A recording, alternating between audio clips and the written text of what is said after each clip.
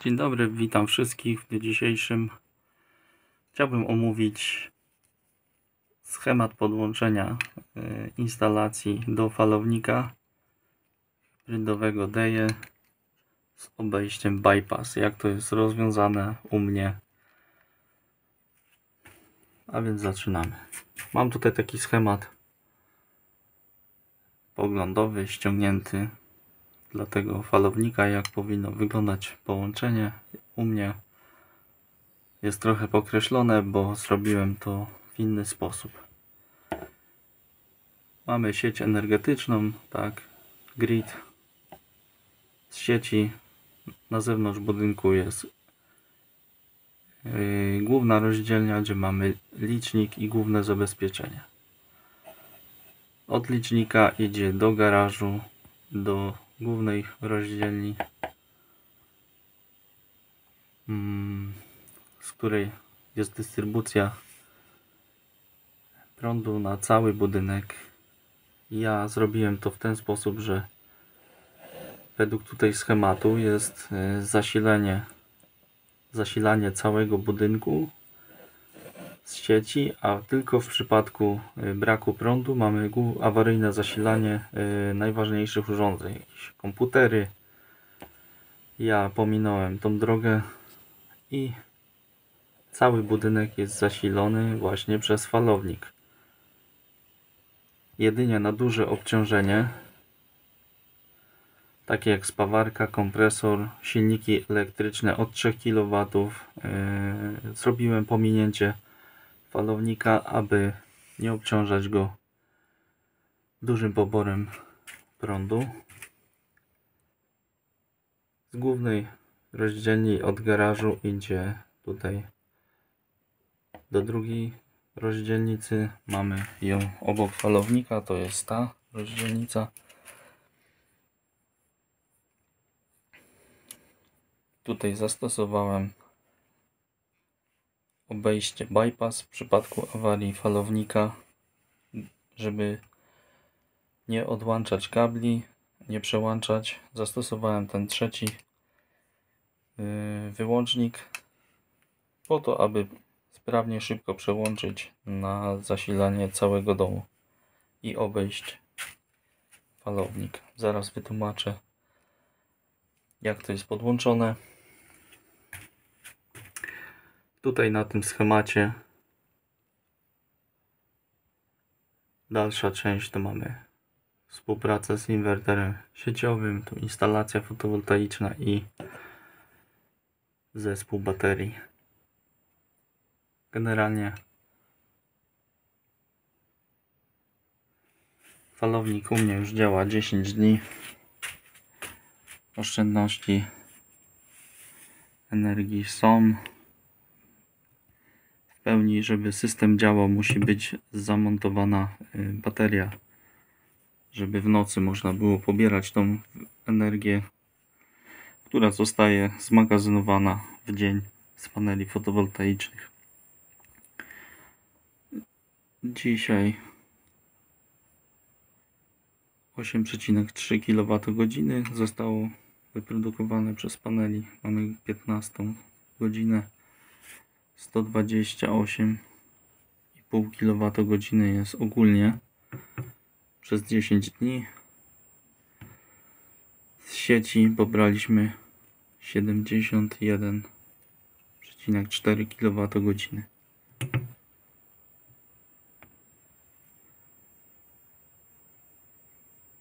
Cała produkcja łącznie z siecią i z panelami mam 191,7 kWh.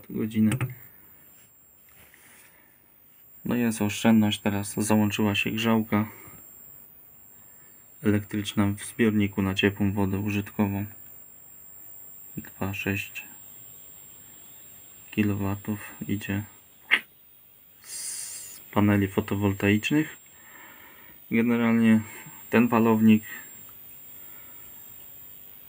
działa tak, że włączy się jakieś obciążenie i jeżeli jest na tyle energii z paneli, to pobiera tą energię z paneli. Jeżeli brakuje, to dobiera z sieci. Tak to właśnie się odbywa. Przez to te uzyski, które są tam zapisane w pamięci urządzenia, nie do końca odwzorowują moc instalacji, którą można pobrać na chwilę obecną, bo teraz grzałka się wyłączyła. Mam 280 W. Pobiera sobie tylko tyle obciążenia z paneli, co potrzebuje. I jeżeli cały czas bym obciążał ten falownik od momentu produkcji, gdzie można już pobierać tam od samego rana, od 8 godziny tą energię, to uzyski byłyby większe, tak? W pierwszym dniu tam robiłem testy, to 23 kWh pobrałem. To był taki dosyć duży pobór, ale cały czas była grzałka załączona w zbiorniku buforowym i to powodowało, chciałem sprawdzić, ile będę miał uzysków z takiego jednego i drugiego stringu w ciągu dnia, który jest założony 6 kW pików mocy.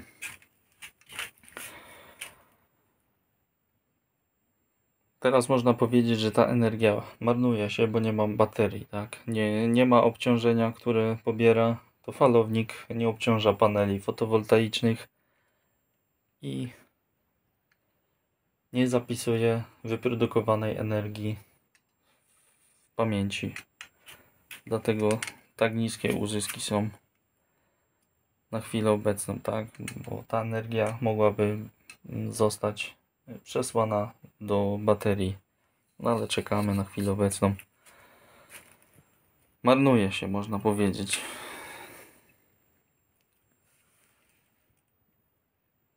Tutaj opowiem Wam teraz, jak jest połączone obejście falownika. W przypadku jego awarii możemy sobie przełączyć na zasilanie z sieci energetycznej. Ten górny kabel to jest zasilanie z głównej rozdzielni, idzie z garażu, idzie sobie tutaj, 3 fazy idą do tego wyłącznika. Opisałem go w ten sposób: główne zasilanie falownika daje 3 fazy z sieci energetycznej. Przez zabezpieczenie przechodzi, idzie do falownika i mamy tutaj do głównego zabezpieczenia podłączone to neutralny L1, L2, L3. Przewód ochronny jest niewymagany, bo tutaj nawet w tym zacisku nie ma żadnego połączenia, tak? I ten przewód jest niepotrzebny. Jego wtedy na poprzednim filmie miałem podłączony tak na sztukę, żeby był. Nie ma potrzeby tego podłączać. Tutaj mamy wyjście load.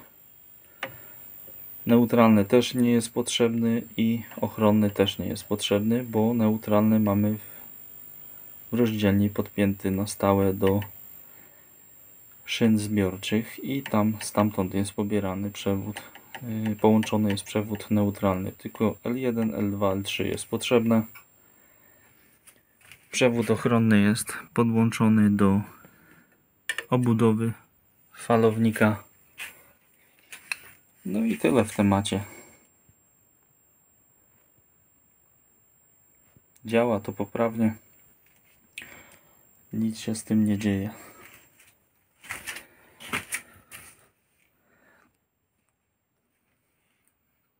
Tutaj na górze jest główne zasilanie L1, L2, L3. Są zrobione mostki z tego zabezpieczenia do tego L1, L2 i L3. W przypadku awarii falownika wyłączymy to zabezpieczenie i załączymy te środkowe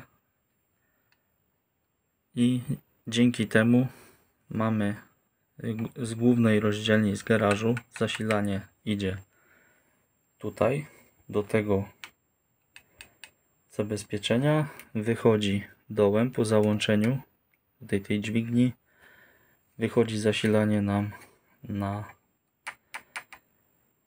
to zabezpieczenie.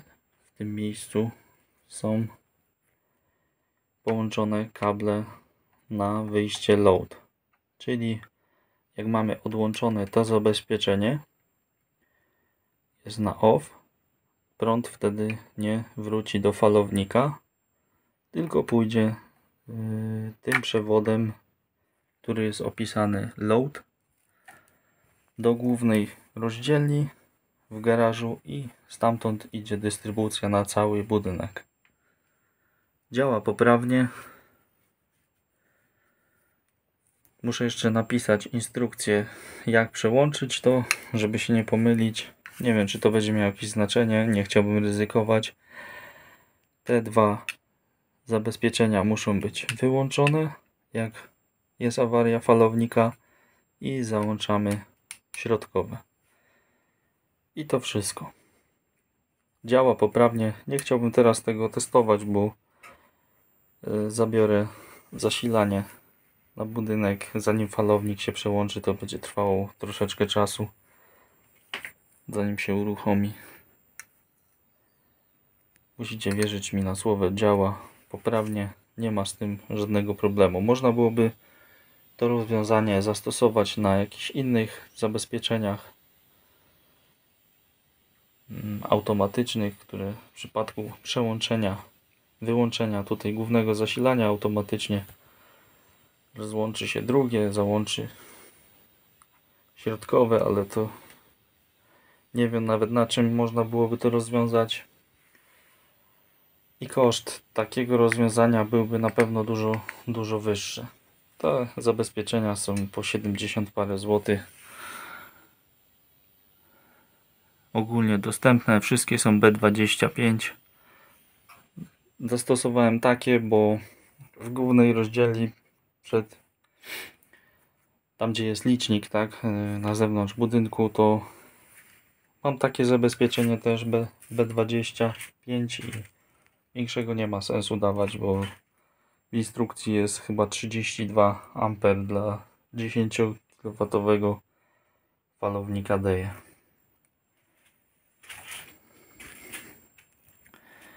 Działa poprawnie. Testowałem różne typy podłączeń. Bez przewodu neutralnego puściłem 3 fazy na zasilenie falownika. No to zgłaszał błąd. Błąd AC bodajże, nie pamiętam. Tutaj mamy zapisaną historię. Testowałem sobie różne typy podłączeń. O, tu mamy device info i mamy takie błędy zapisane. Jak nie było 0, neutralny podłączony. Neutral tutaj pod to zabezpieczenie. Falownik nie załączał się, nic się nie działo. Nie wiem dlaczego tak. Teoretycznie ktoś mi nawet w komentarzu pisał w pierwszym filmie, że neutralny tutaj i PE jest niepotrzebny. Tak samo tutaj. To jak odłączymy i to też będzie falownik działał, bo neutralny mamy w rozdzielni podłączony do szyny zbiorczej i ochronny też jest podłączony do szyny zbiorczej. Ten przewód w rozdzielni tutaj mam odłączony. On jest w tym miejscu. Tu jest niepodłączony, bo z głównej rozdzielni w garażu mamy spięcie tutaj do szyny PE tych dwóch kabli i neutralny tak samo. Jest to takie obejście zrobione z rozdzielni w garażu do zasilania. Neutralny L1, L2, L3. PE jest niepotrzebne, tutaj idzie do obudowy.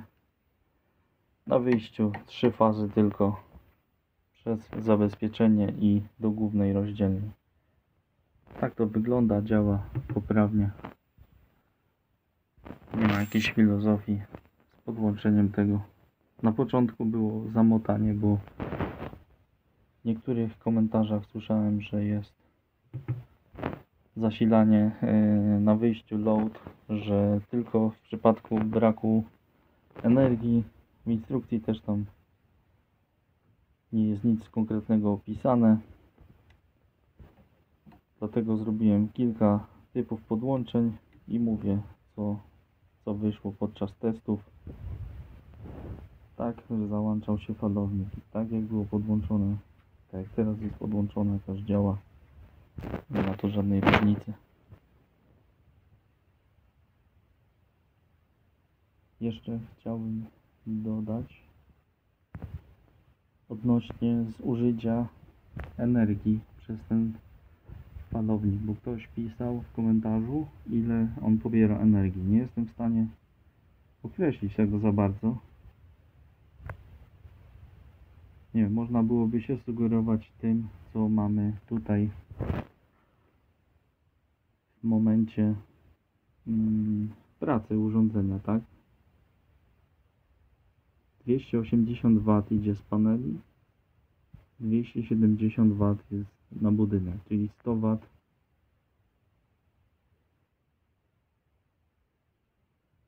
110? Dobrze myślę?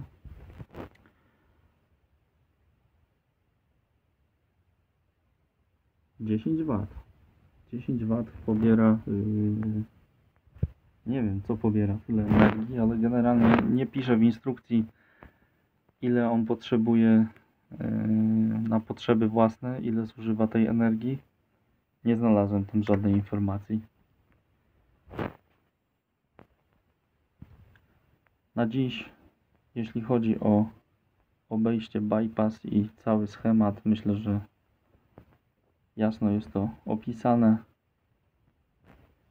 Nie ma jakichś skomplikowanych rzeczy. Zrozumiane to wytłumaczone.